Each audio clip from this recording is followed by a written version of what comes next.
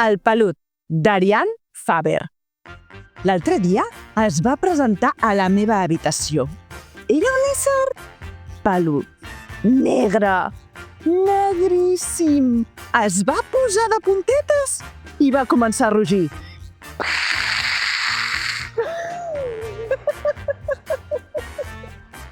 A veure, li vaig dir, per rugir s'ha de fer així.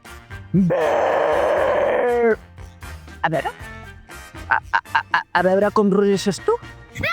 Ai!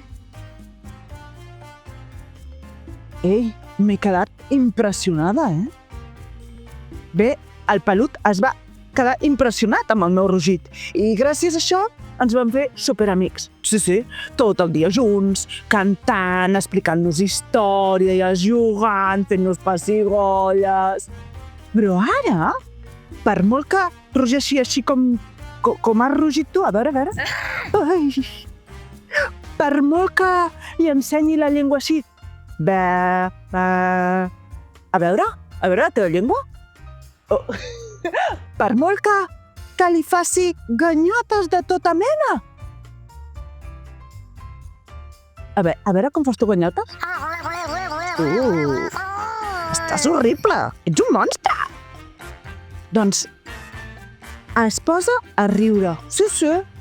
L'altre dia estàvem asseguts així, esquena contra esquena, i em va dir: escolta, per què no et vaig semblar un monstre terrorífic?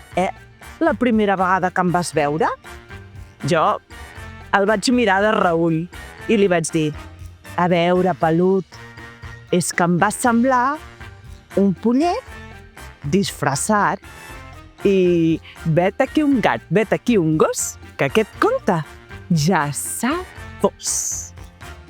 Si t'ha agradat el conte, posa m'agrada i subscriu-te al canal. Adéu!